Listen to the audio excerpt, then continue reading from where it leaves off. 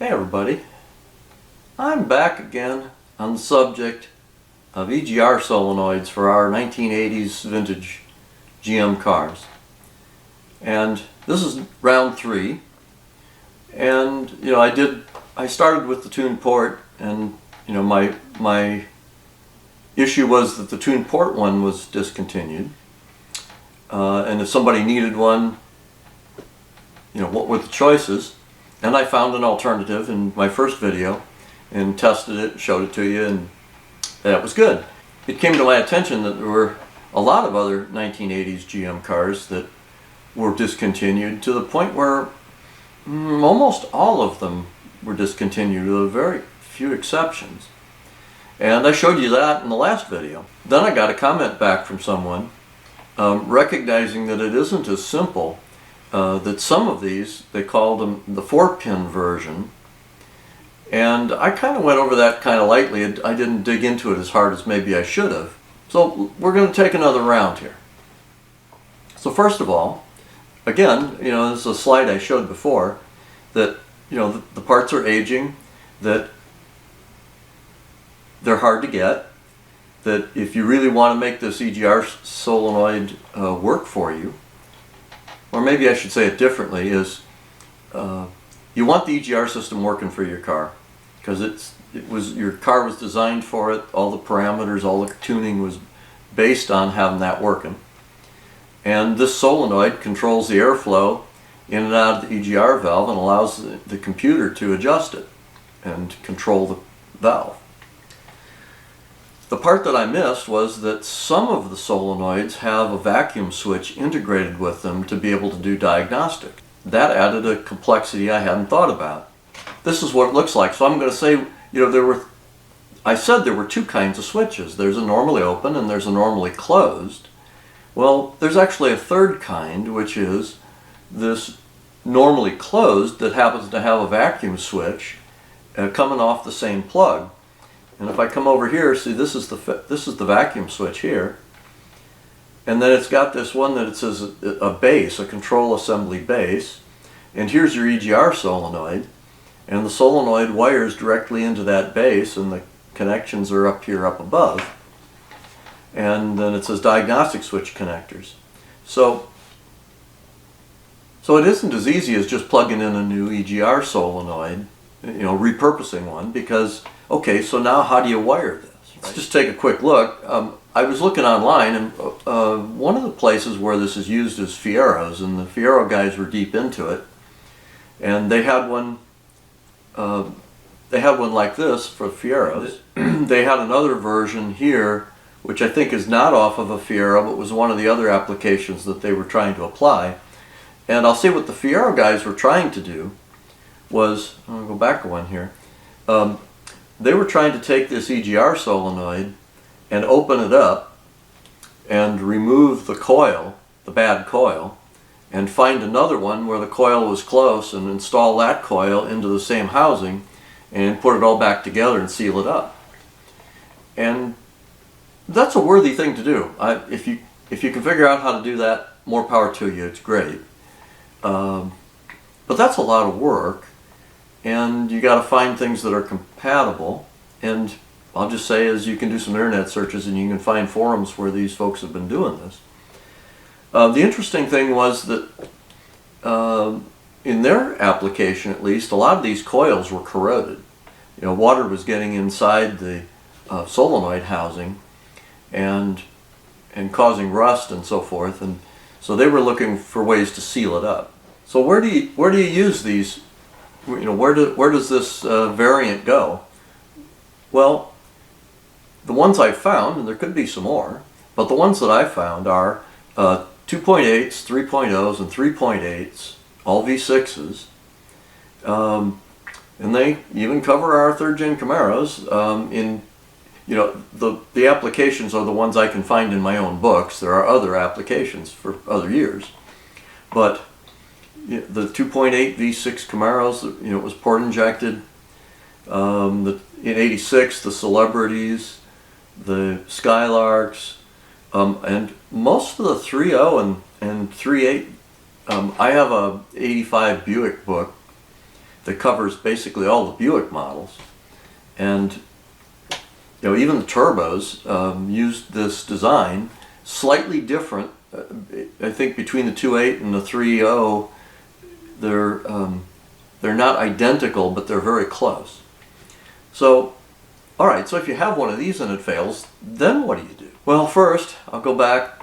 I've shown this before, but this is, if you go to Service Manual page C7, in a service manual for your car, to the chart C7, this lays out how that part works. And my mistake, I'll say mistake, was that I was looking at these as separate parts, and I didn't really recognize that they were tied together here through this what it calls control circuitry. And I dug in a little bit further. This comes out of a GM service. It was a general service guide that crossed a lot of models, showing how this system worked. And here the main thing that's different is they show the vacuum coming off for the vacuum switch. It's coming off the side of the solenoid, and they're showing it as an assembly. And so whether it comes off of here or whether it comes off of the valve, like it did here in the previous picture, either way they work the same. And I've talked before about suppression devices on coils, and all of these coils have either a resistor built in or a diode built in. And if you go back and look at my earlier video on relays, I've got a pretty good explanation of why you need a suppression device and what they look like. This particular one is using the diode, and it appears that in this case they put the diode in that housing and not in with the solenoid, which makes it just a little bit trickier, but not too much. And then, near as I can tell by looking at the charts, at the flow charts, diagnostic charts, these wires really do go straight through. So you have a vacuum switch here that comes off of ECM, one of the pins. This one says D9, but I don't know that all ECMs will match that. But it feeds 12 volts through a pin, goes straight on through to the vacuum switch, which is a normally open switch, and then loops around, comes back, and goes to ground. The EGR solenoid comes off an ignition fuse, and again you feed it power, comes across the diode, goes out to the coil, loops through the coil, comes back, and goes to the ECM, and it's a pulse width modulated, which I don't want to totally replow old ground, but basically the ECM turns that switch on and off and on and off at a very high frequency, many times per second, and sets a duty cycle somewhere between 0 and 100%. 100% would be on all the time, and 0% would be off. And the way they run these is they feed them 12 volt power, and like I say, do the switch on and off with a solid state switch inside the ECM, a transistor that's turning on and off really fast. First of all, if you have an issue with one of these, is the issue in the solenoid or is the issue in the vacuum switch? Now, the purpose of the vacuum switch is a diagnostic. Every year that went on, and it's even true today, in today's cars in the 2020s, the government regulators continually want to improve your diagnostic capabilities so that if an emission system fails, it's easier to figure it out, and more often, when something goes bad, that you turn on a light, somebody goes and gets it fixed. Their mission is to make sure your system is working correctly. So through the 80s, even as OBD1 was going along, every year they were working to improve OBD1 diagnostics. And a lot of times EPA or California Air Resources Board would be putting in new requirements year after year. And typically they were phased requirements, so different engines would add different features. And engines that were going out of production in the near future perhaps wouldn't get the redesign, but new ones that were coming in would. So anyhow, So as I look at these, for example, some of the 5-liter V8s that were like Oldsmobile built 5-liter V8 didn't seem to have this system on it, but it was going away in a couple of years.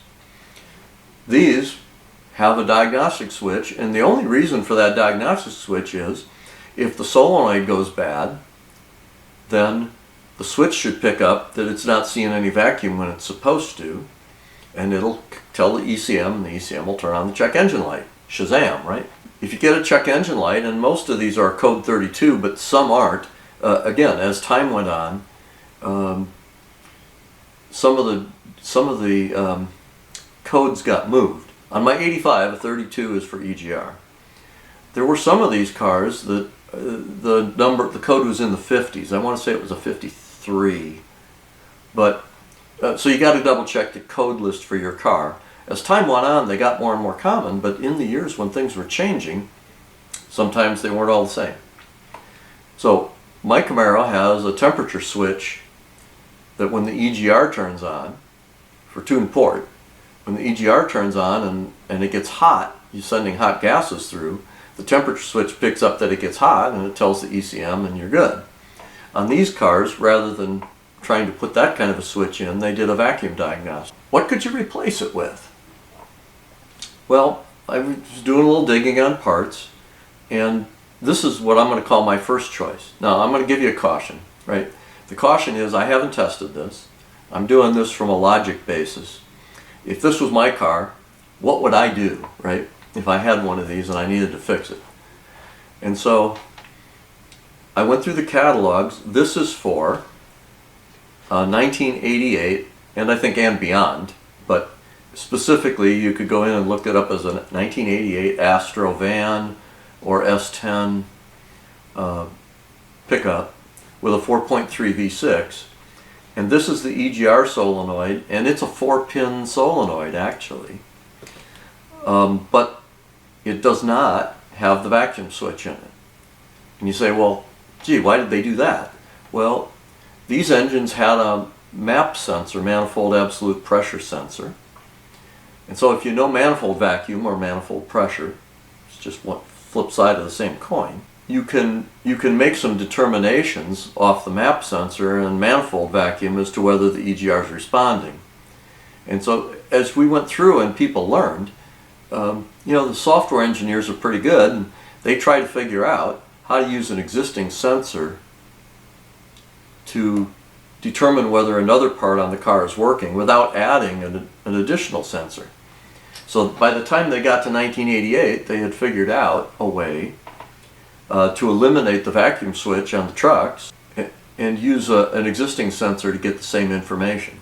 Now my second choice is also a truck one. This is for a 4.3 V6 half-ton Chevy pickup, C1500. And I'll explain why I've got the two choices in just a minute. First of all, these seem to be very popular. These are on a lot of trucks.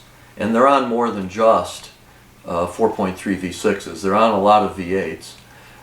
But when you get into some of the V8s, the applications depend on whether it's a heavy-duty V8 or a light-duty V8. And it was simpler to just point at a couple of 4.3 V6s that if you go look these up in the catalog, you'll get it, okay? If the vacuum switch goes bad instead of the coil, now you're in another place, because nobody makes a replacement vacuum switch. I searched, I can't find them. So in the 80s, for purposes of transmission controls, they put a switch in the lockup clutch circuit. So if you had a car with a computer, like on my 85 Camaro, the computer turns the lockup clutch on and off on a 700R4 or a 204R. What happened was that if you had an application for export, or the trucks, which didn't all have ECMs right away, ECM, PCM, they needed some way to trigger the lockup clutch in high gear, and they were triggering that lockup clutch off of a vacuum switch.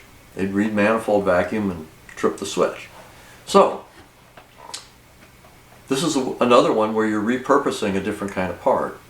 And here's through some equipment, but This TCI is a replacement vacuum switch that is designed for torque converter clutch control. There's another one that is made by Superior Parts, and I found it on this particular web page. This one, same thing, and it has a vacuum range from 1 to 6, and it's adjustable. There's a screw you can turn on it and adjust it. And I believe the TCI switch is adjustable also. And there's one more through this PATC that sells the other, what they call universal switch that's made by Superior. And I even found one more. This one's off of motorcycles, and it's a vacuum switch for a motorcycle engine, and this particular one you can buy is calibrated to 4 inches of mercury. So, got 3 choices there. Now you have to adapt, right? If you buy a solenoid through the standard motor parts catalog, they give you a link to the matching connector. Second thing, of course, is you have to connect your vacuum hoses the same way they were before.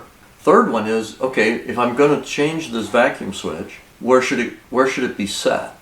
And I searched my service catalogs, service manuals, and the chart says first is if you're checking to see if the valve is good or bad, they want you, depending on the engine, they ask you to put 7 inches of mercury vacuum on it to 10 inches of mercury, depending on which application I looked at.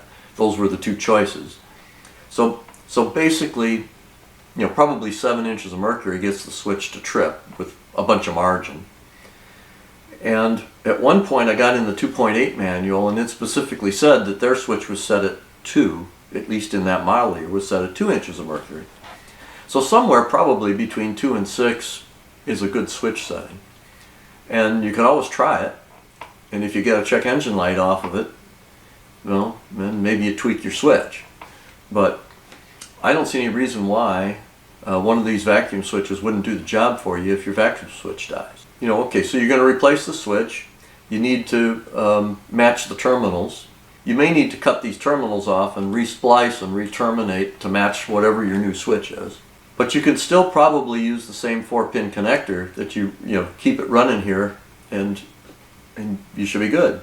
Then when you get to the EGR solenoid, you have 2 choices. One is take the 4-pin connector here and find the correct 2 wires that feed the solenoid and aren't the ones that feed the diagnostic switch.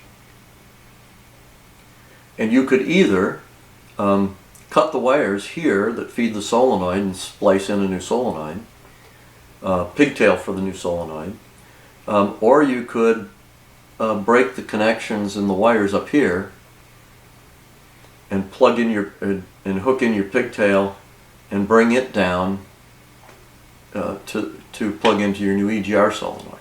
Those are the 2 choices. Now, why did I pick and say I had one that I preferred over the other? So here's what a VS6 looks like, okay? And it has that same diode in place as the one with the vacuum switch had. It just doesn't have the vacuum switch. This pin C isn't used. So your choices would be, you could use the VS6, and most of the time 2 diodes in parallel isn't a problem. You could probably splice that in right here, and you'd have a diode up here and you'd have a diode in the new solenoid, and the 2 would work fine together. If you had this one, this VS12, it doesn't show whatever it's using for suppression, but it isn't a diode.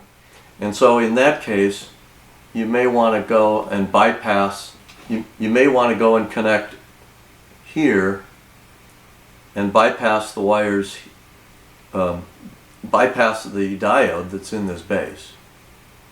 If you bypass the diode in the base, then the 2 can't interact with each other. You want to make sure you get your vacuum lines hooked up correctly, and here's this is what this factory manual said, how you should hook up a VS6 equivalent. Here's the 4-pin connector, and as I mentioned earlier, see, it uses it. They did it on a 2.8, on a 4.3 ST, 7.4, and the heavy duty 5.7 used that solenoid. Here's the one that just has a 2-pin again. And again, you've got your vacuum connection. So that's my best help. If you have one of these and you really need to replace the part, I'm trying to give you enough ammunition to go get started. Again, I haven't been able to test it, but this is one of those engineering logic things. You have a solenoid. The solenoid coil should be good for the ECM to drive, ought to be. Again, no guarantees here, but you ought to be able to plug that in, and the ECM should drive it all right. The only thing I'm worried about a little bit is making sure that you don't get, I'm going to call it, 2 suppression devices across the coil. 2 diodes in parallel will probably work. A diode with a resistor around it is probably, it may have some issues dynamically with the PWM that might cause it to not work as well. But I hope that helps. That's all I can give you for now.